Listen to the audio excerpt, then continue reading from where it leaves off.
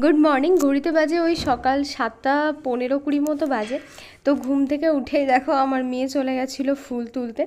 তো ঘুম থেকে উঠেই প্রথমে বাসি জামাটা চেঞ্জ করে নিয়েছে। ওর হচ্ছে এটা একটা সকালের অভ্যাস, যেদিন ও বাড়িতে থাকে আর কি। তো সেদিন সকালবেলা, এখন তো গরমকালে বেশিরভাগ টাইম আর কি খালি গায়েই ঘুমায় রাত্রে। এটা একটা ওর স্বভাব।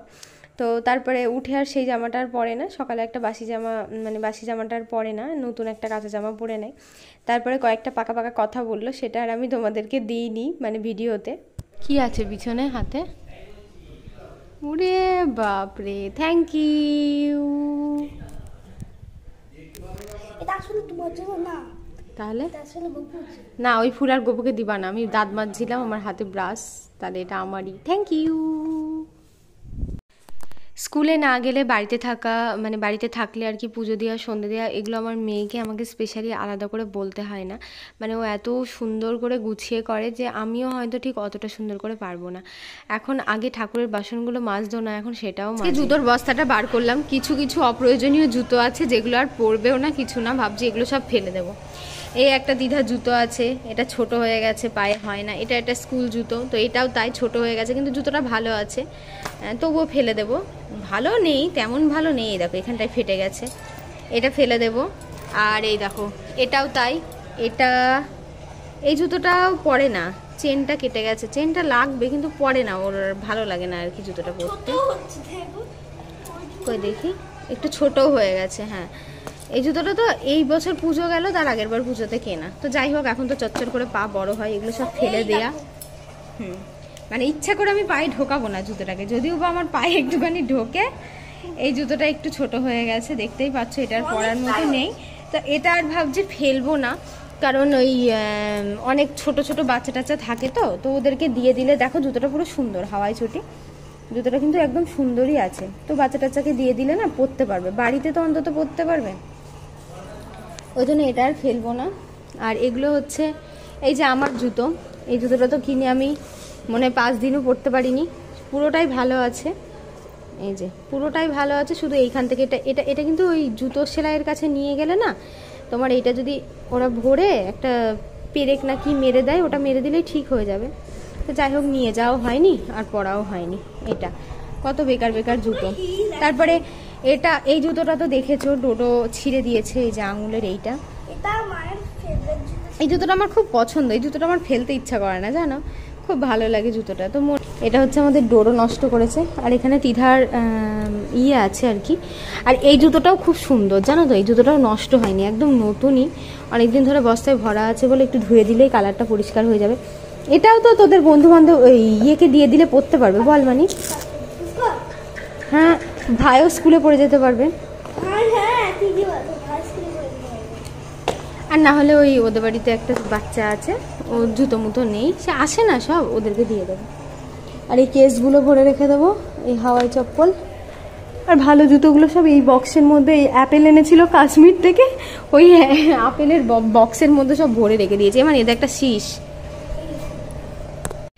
তো আজকে সকালে না আমার মানে সকালের যে খাবারটা ছিল সেটাতে আমার একটু পান্তা ভাত খেতে ইচ্ছা করছিল। এটা দেখতে পাচ্ছ চিকেনের মশলাগুলো একদমই আমি তুলে নিয়েছি, জাস্ট চিকেনটা নিয়েছি। আর তার সাথে একটু ছাতু মাখা, মানে ছোলার ছাতু, পেঁয়াজ, লঙ্কা, লবণ, সর্ষের তেল দিয়ে মাখা, আর একটা শুকনো লঙ্কা দেখো ভাতের মধ্যে ডলে নিলাম। অনেকেই হয়তো বলবে যে এই টাইমে দিদি তোমার পান্তা ভাতটা খাওয়া একদমই উচিত না, কিন্তু বিশ্বাস করো খেতে ইচ্ছা করছিল, কি করব। তো এর জন্য আগের দিন একটু করে চাল বেশি নিয়ে নিয়েছিলাম, আর তার সাথে অল্প করে, যেহেতু চিকেনটা ছিল, আগের দিন চিকেন রান্না করেছিলাম। আর ডিম পোস্টটা কিন্তু আমার না, ডিম পোস্টটা মেয়ে আর বাসি চিকেন খাবে না, ওই জন্য ডিম পোস্ট। তো আমিও বাসি খাবার এখন একদমই খাই না। তো যাই হোক, বেঁচে গেছিলো, আর কি করা যাবে, না একটু তো খেতেই হবে, ওই জন্য মশলা টশলা একদমই গ্রেভি টেভি কিছু নিইনি। তো এবার হয়তো অনেকেই বলবে যে তিধার খেয়ে দিয়ে পুজো করাটা একদমই উচিত হয়নি, দেখো বাচ্চা মানুষ। আর গোপু সোনাকে তো আমরা রাত্রেও খেতে দিই, মানে সন্ধ্যাবেলাতেও দিই, সেবা দেওয়া হয়। তো সেই জন্য দুপুরেও তো আমরা ভাত টাত খেয়ে সন্ধ্যেবেলাতেও তো সেবা দিই, তাই না? তো আমার মেয়ে দেখো খেয়ে নিয়েছে, বাচ্চা মানুষ তো খিদে পেয়ে গেছে, কারণ আজকে ওর পুজো করতে অনেকটা টাইম লাগবে। এটা হচ্ছে বৃহস্পতিবারের দিনকার ব্লগ। আর বৃহস্পতিবারে জানো ঠাকুরকে মানে প্রত্যেক দিনই স্নান করানো হয়, তবু বৃহস্পতিবারের পুজোটা একটু স্পেশাল থাকে, প্রদীপ জ্বেলে সমস্ত কিছু করে। তো ওই জন্য বাচ্চা মানুষ অনেকটা দেরি হবে বলে আমি বললাম ঠিক আছে খেয়ে নে, কোনো অসুবিধা নেই। তো ও এদিকে হচ্ছে পুজো করছে, আর আগের দিনকে ওর যে টিফিন মানে টিফিন বক্সটা ছিল সেটা আর আমি বার করতে ভুলে গেছিলাম। ওই হয় কি, যেদিন আর পরের দিন স্কুল থাকে না সেদিন আর টিফিন কৌটোটা বার করা হয় না। তো দেখো আমি টিফিন তো দিই, তার সাথে আলাদা করে ফ্রুটসও দেওয়া হয়। তো একটাও খায় না আমার মেয়ে, জানো। এখানে আপেল, লেবু, তারপরে হচ্ছে আঙুর, কত কিছু দিয়েছি, কিচ্ছু খায়নি, সমস্ত কিছু ফেলে দিয়েছে। মানে ফেলে দিয়েছে বলতে ভুল হয়েছে, স্কুলে বন্ধু বান্ধবকে একটু দান করে। ফ্রুটস খেতে ওর এত কষ্ট হয়, কিন্তু আমি ও খায় না বলে জানো তো আমি ফালতু ফালতু নষ্ট করি না, যে বাড়িতে থাকলে একটু লেবু রস করে দিলে খায়, কিন্তু সেইটাই স্কুলে পাঠিয়ে দিলে আর খেতে চায় না। তো আমি ভাবি যে এত দাম দিয়ে ফলগুলো কিনে এনে, কাটা ফল দেখবে সেই সকালে কেটে দাও, তারপরে সেটা বাড়ি আনে দুপুরবেলায়, ওইটা ফলটা আর খাওয়া যায় না, কারণ ওদের টিফিনটা হয় সকাল 10টার দিকে, তো তখন খাওয়া যায়, কিন্তু তারপরে ওই 2-3টের সময় বাড়ি এসে আর খাওয়া যায় না। তো আমি ভাবি যে ফ্রুটস দেবো না, কিন্তু স্কুলে যেহেতু এখন প্রত্যেক দিন ফ্রুটস দিতে বলা হয়েছে, একটা টিফিন ব্রেক হয় আর কি। তো আমি বলি তুই যদি না খাস তাও তোর বন্ধুবান্ধবকে দিয়ে আসি, সেটাও করবে না, এই প্রত্যেক দিন টিফিন নিয়ে এসে নষ্ট করবে। আজকে আমি নিয়ে চলে এসেছি আমার বুক কালেকশন। অনেকদিন ধরেই তোমাকে দেখাবো ভাবছিলাম, মানে দেখাবো মানে কালকেই কিনেছিলাম, কালকেই দেখাবো ভাবছিলাম, তো আজকে দেখিয়ে দিই চলো। তো আমার হচ্ছে আগের ক্লাসে ছিল, 12 ক্লাসে ছিল হচ্ছে এই মানে 4 বুকস, এখন আমাদের হয়ে গেছে 10 বুকস, ঠিক আছে।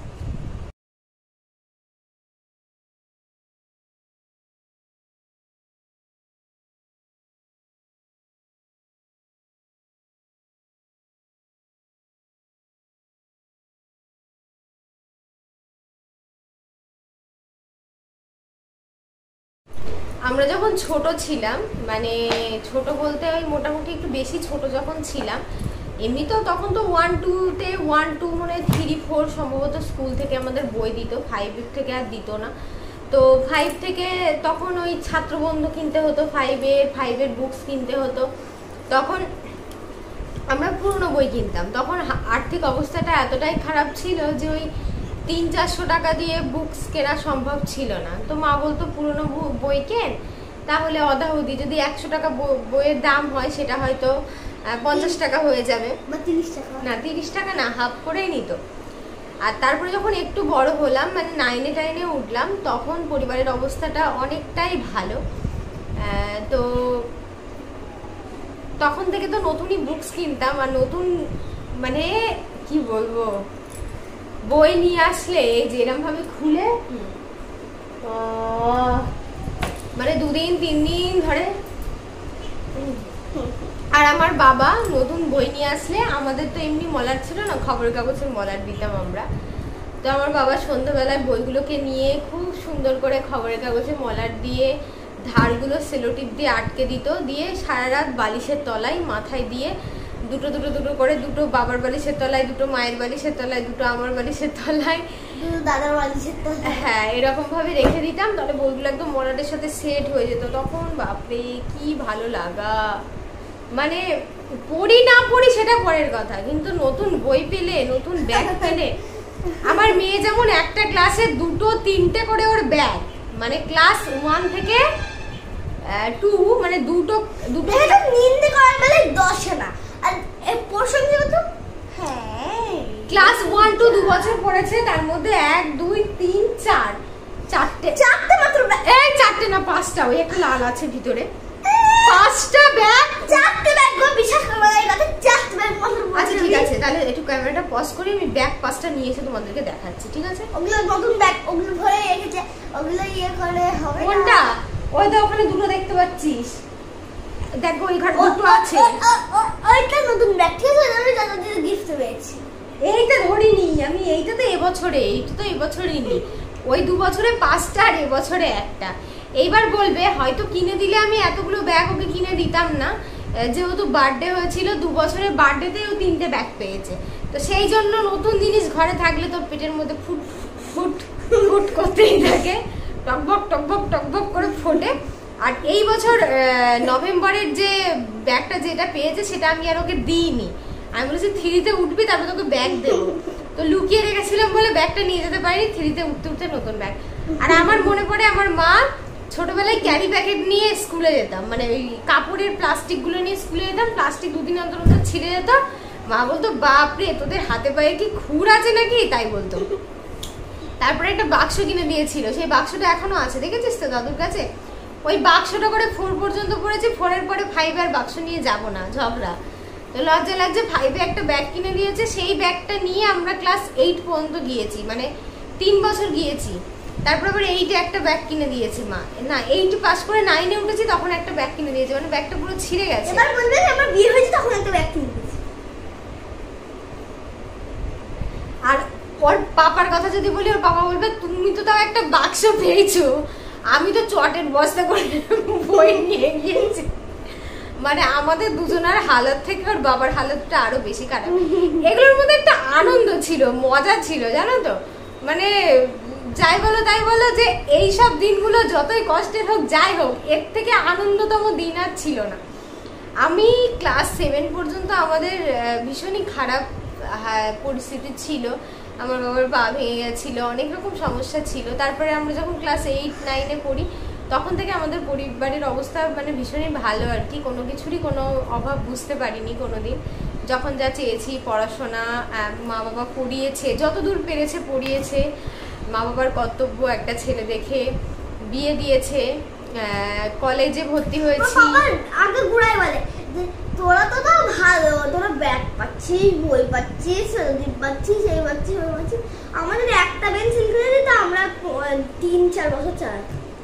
3-4 বছর চালাতো। এবার কি বলবো বলো, দেখাল কি বলবো বলো, এবার আর কিছু বলার নেই। সারাদিন তো ঘরের মধ্যেই থাকা হয়, আর চোখ মুখটা দেখো একদমই বসে গেছে, ভালোই লাগছে না। তো মেয়েকে বললাম চল একটু বাইরে দিয়ে ঘুরে আসি। তো আমরা যেখানটায় ভাড়া থাকি সেখান থেকে আমাদের রিসেন্ট কেনা জায়গাটা কিন্তু একদমই কাছাকাছি। তো ভাবলাম আজকে তোমাদেরকে একটু ভালো করে বুঝিয়ে দিই। এখন তো আর তেমন একটা জঙ্গল টঙ্গল নেই, আবার বর্ষাকাল হলেই আবার জঙ্গল হয়ে যাবে। তো এই হচ্ছে আমাদের জায়গাটা, এই যে আমার আঙুলটা আছে ঠিক যে জায়গাটায় দেখতে পাচ্ছ, এটাই হচ্ছে আমাদের জায়গা। আর এই যে আমরা ভাড়া বাড়িতে থাকি, এইটা হচ্ছে আমাদের ভাড়া বাড়িটা। এই যে প্লাস্টার করা দেখতে পাচ্ছ, নীল ট্যাঙ্কি দেখা যাচ্ছে, এটা কালার করা নেই। তো এই দোতলা বাড়িটার নিচটাতে আমরা ভাড়া থাকি, আর এইটা হচ্ছে রাস্তা। আর এই রাস্তাটা মেন বেরিয়ে যাচ্ছে, মানে আমাদের যাওয়া আসা করার যে রাস্তাটা আর কি কারবালার দিকে, সেটা হচ্ছে এইটা। আর এই যে পাঁচিলটা দেখছো, এটা হচ্ছে সানশাইন ইন্টারন্যাশনাল স্কুল। এইটা কিন্তু পুরোটাই হচ্ছে সানশাইন ইন্টারন্যাশনাল স্কুল, যেটা কারবালাতে অবস্থিত। আর আমার হচ্ছে যে জায়গাটা সানশাইন স্কুলের পাশেই, একদমই দেখো এখানেই আমার জায়গাটা। আর এটা হচ্ছে মেন রোড, এই যে ঢালাই রাস্তাটা দেখছো, টোটো যাচ্ছে, বুঝতে পারছো হয়তো তোমরা। তো আমার জায়গা থেকে কিন্তু হাই রোডটা একদমই কাছে, মানে হেঁটে গেলে হয়তো খুব জোর হলে 20 সেকেন্ড টাইম লাগবে। মানে এই বাড়ি থেকে বেরোলেই এই যে রাস্তা দেখতেই পাচ্ছ, মানে 1 মিনিটও লাগবে না, মানে রোডের একদম কাছাকাছি। তো এই জায়গাটা সেই জন্যই কিনেছিলাম, ভীষণ পছন্দ হয়েছিল তখন। তো যাই হোক তোমাদেরকে দেখিয়ে দিলাম। আর রাত্রে আজকে দুপুরের যে ভাতটা ছিল সেটাই জল দিয়ে ধুয়ে একটু আলুর তরকারি করেছিলাম। তো প্রথমে ভেবেছিলাম রুটি বানাবো আজকে, রুটি আর আলুর তরকারি। তারপরে দেখলাম অল্প একটু ভাত আছে, তো মেয়ে বললো মা আজকে না আলুর তরকারি দিয়ে ভাত খেতে ইচ্ছা করছে। আমি যে ঠিক আছে চলো তাই খাই। তো একটু কাঁচা পেঁয়াজ নিয়ে নিয়েছি আর আলুর তরকারি, মানে আজকে আমার 3 বার ভাত খাওয়া হয়ে গেল। যাই হোক, ব্লগটা কেমন লাগলো অবশ্যই কমেন্টে বলো। ভালো লাগলে লাইক কমেন্ট শেয়ার সাবস্ক্রাইব করো। ততক্ষণ পর্যন্ত সবাই ভালো থেকো, সুস্থ থেকো।